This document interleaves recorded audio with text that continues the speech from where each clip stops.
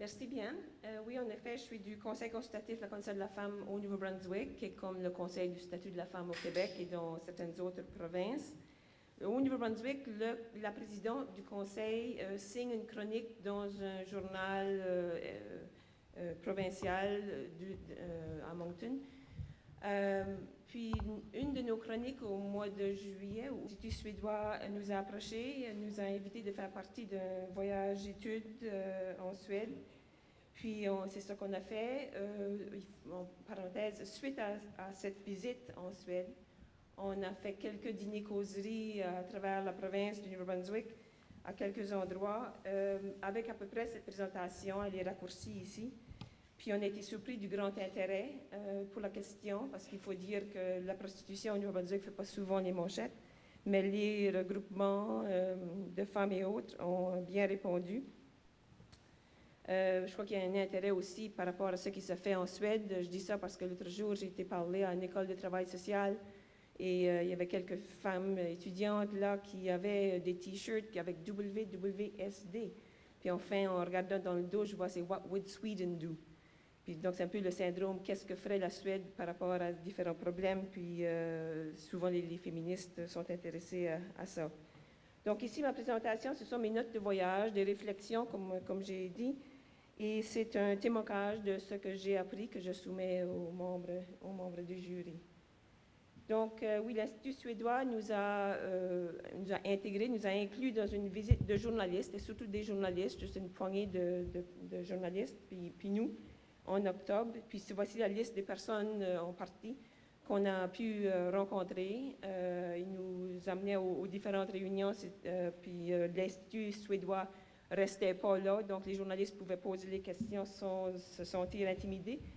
Puis, donc, c'était très bien organisé, puis on a pu parler à bien des gens, le Bureau international des poursuites publiques, la Commission sur la lutte contre la traite des personnes, la ministre de la Justice, une maison de transition de Stockholm, le Conseil des États de la mer Baltique, une auteure journaliste, puis l'ECPAT qui travaille pour l'éradication de la prostitution enfantine.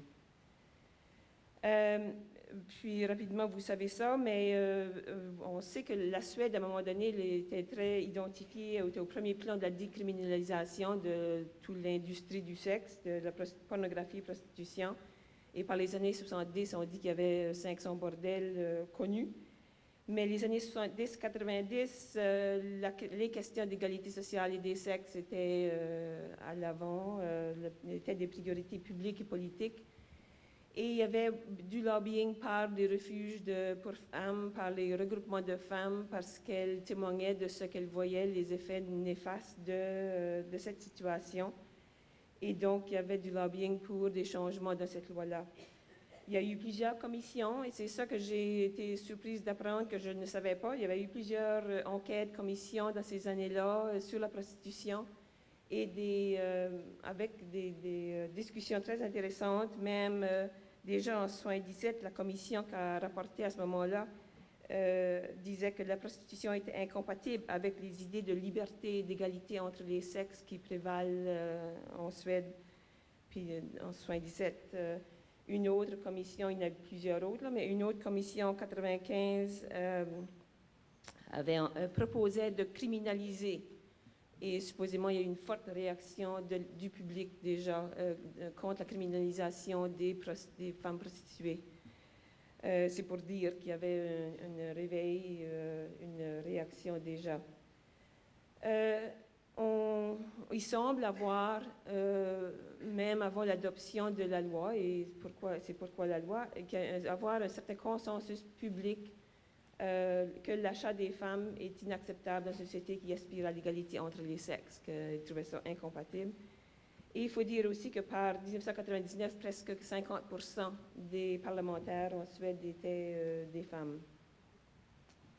Et donc, en 1999, la loi cadre sur la violence faite aux femmes, qui fait la criminalisation de la demande, mais non de l'offre, qui fait un énoncé très fort que la prostitution est comme une autre forme de violence à l'égard des femmes.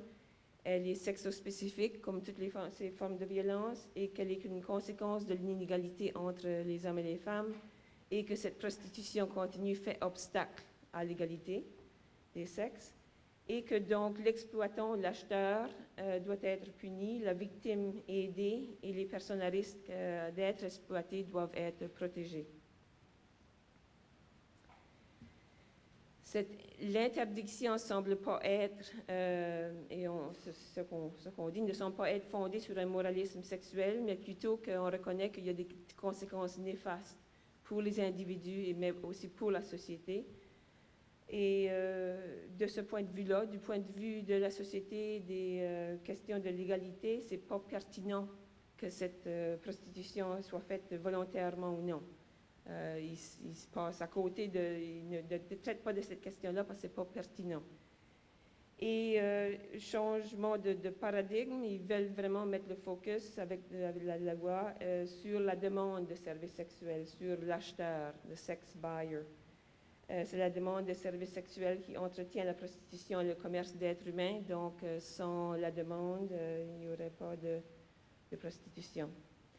Un rapport qui est sorti à peu près dans le temps qu'on est allé en Suède, qui est intéressant, par l'Institut suédois, The Sex Buyer, The Swedish Example, Stopping Prostitution and Trafficking, Where It All Begins.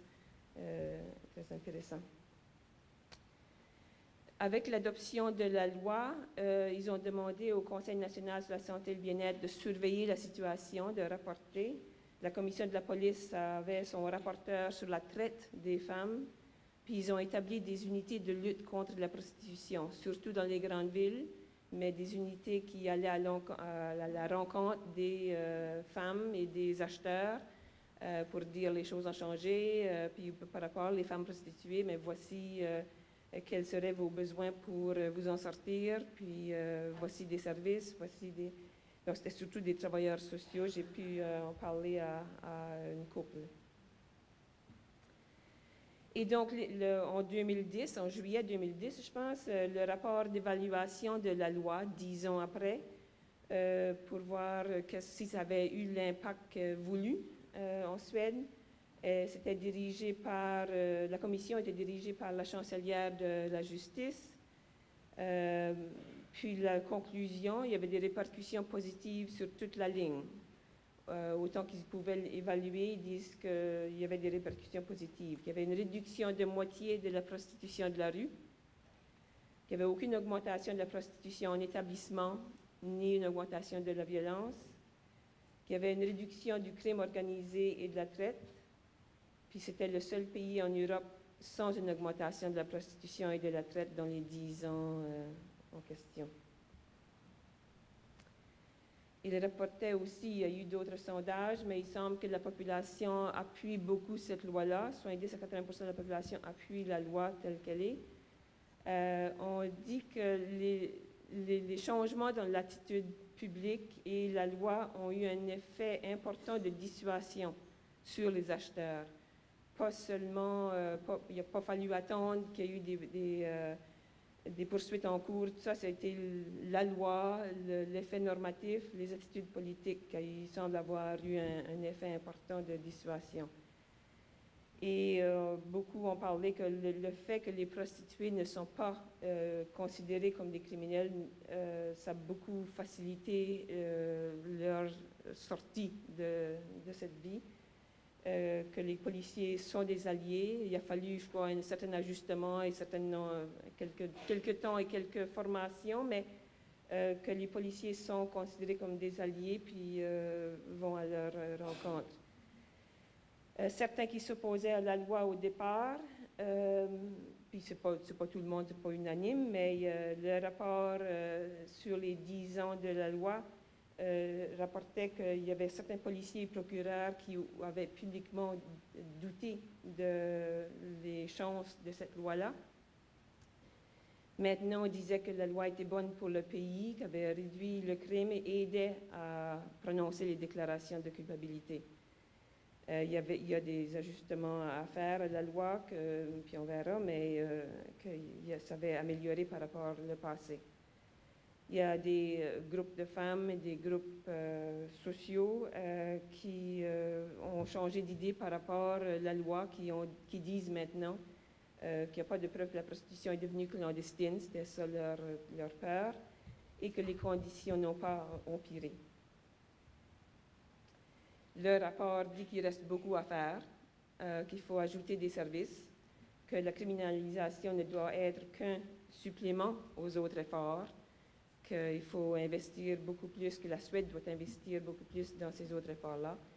Recommande d'augmenter les peines, d'augmenter les efforts pour identifier les personnes à risque, puis dit qu'il faudrait accepter que la personne qui vend ces services peut être la partie lésée, injured party.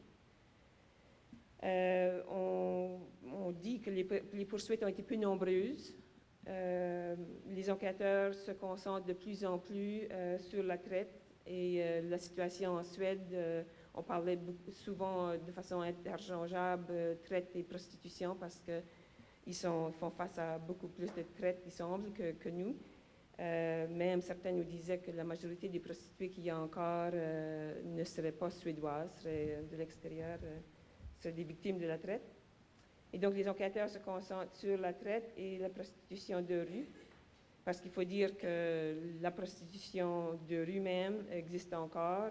On nous a fait visiter la rue à Stockholm, un des endroits où on aurait pu voir des femmes prostituées.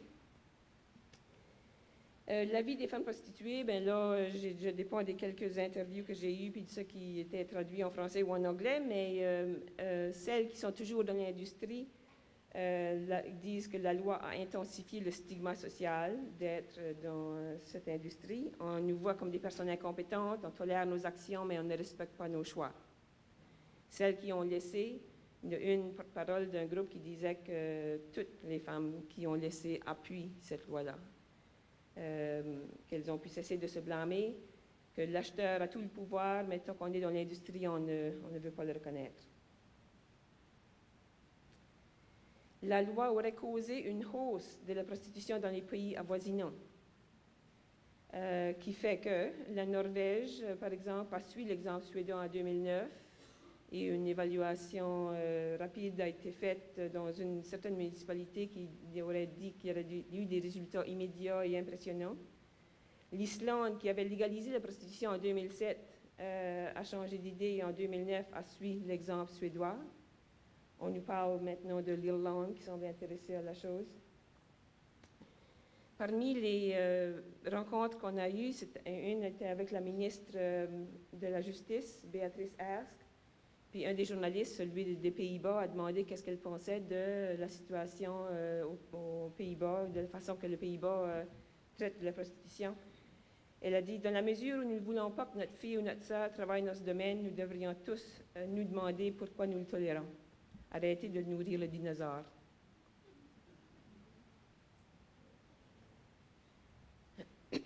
En même temps, ou récemment, la Suède a lancé cette série, puis c'était la première chose que j'ai vue en arrivant à Stockholm, ces pancartes, cette campagne d'affiches dans les aéroports, les gares, les stationnements, surtout parce que la traite des personnes est si importante, et dans plusieurs langues. Puis disons, si vous êtes dans une situation que vous êtes forcé ou qu'on vous bat ou quelque chose, mais appelez ce numéro, c'est le numéro qui semble être bien connu et celui pour femmes battues, femmes violées ou femmes prostituées, le 020 50 50 50. On a aussi rencontré des personnes d'une maison de transition de Stockholm qui maintenant acceptent comme résidentes des femmes surtout victimes de la traite des personnes avec les femmes battues de la région, qui ont dit qu'au début, ils craignaient beaucoup le mélange de ces deux populations-là, mais ils disent que ça se passe assez bien, surtout que souvent, elles ont tous des enfants, puis on dirait que ça semble être la sororité se bâtit autour des enfants. Mais aussi beaucoup des femmes victimes de traite sont si jeunes, ont si peu ont besoin de rééducation, puis les femmes s'entraident comme ça. Là, juste quelques notes, puis comme je dis, ce sont des réflexions et des notes. mais des choses que des gens nous ont dit que j'ai retenues, qui étaient intéressantes. Une prostituée qui disait que le type d'acheteur a changé, que les bons gars, les bons clients ont eu peur, ils ne sont plus là. Ce sont plutôt les étranges, les violents, ça, qui restent, parce que la loi a eu son effet, ou l'attitude publique a eu son effet, mais pas sur tout. Stockholm compterait quelques 130 prostituées. Barcelone, qui est à peu près la même population, 15 000. Beaucoup de gens, même des policiers ordinaires, des gens ordinaires, nous parlaient de l'aspect normatif de la loi, avec ces mots-là, disant que ça avait eu un impact sur la façon que les gens parlent, la façon que les gens pensent. Vraiment un changement de paradigme. Il est intéressant que, supposément, aucun parti politique ne demande que la loi soit abrogée. Plusieurs personnes nous ont dit que c'était vrai qu'il y avait peut-être un déséquilibre et une certaine discrimination du fait que la question étant liée au genre, il y a eu peu d'actions sur la prostitution masculine. Il faudrait y faire plus attention. Quelques citations, pas nécessairement de personnes qu'on a rencontrées, mais de nos lectures, de nos discussions. Une professeure de la faculté de droit qui disait qu'il est très difficile d'émettre des arguments féministes contre les motifs et la logique de la loi suédoise. La vie de la plupart des femmes qui font de la prostitution ne sera pas améliorée par la décriminalisation de la prostitution. Suite à une étude par la Coalition Against Trafficking in Women, que je trouvais très intéressant, étant donné ce qui les a apportés à ça, continuer dans la chose nègre. Puis enfin, comme je dis, c'est très personnel, mais j'en suis venue à penser, il est très difficile de penser l'élimination de la prostitution parce qu'on est tous sous l'emprise des mythes et des clichés que c'est le plus vieux métier du monde, qui est une façon de dire que ce sera toujours présent. Puis aussi parce que même après ma visite en Suède, il m'a fallu quelques semaines même pour penser, mais qu'est-ce que je peux dire, parce que le Canada n'est pas la Suède, si évidemment, surtout ces jours-ci. Par rapport aux services, mais par rapport au débat que la Suède a eu sur plusieurs décennies, par rapport à la culture de l'égalité qui est beaucoup plus présente, ou l'intolérance de l'inégalité, qui semble plus présente en Suède qu'au Canada tout de suite. Mais la Suède nous fait poser la question si nous pouvions supprimer la prostitution, devrions-nous? Et qui ne dirait pas? On sait qui non, mais qui dirait non à ça? Puis je pense que la Suède a relevé la barre pour tout le monde, pour même des groupes féministes qui n'avaient pas vraiment de position, mais je pense que la Suède a relevé la barre. Et pour moi, a aussi démontré l'importance de définir l'objectif d'une loi.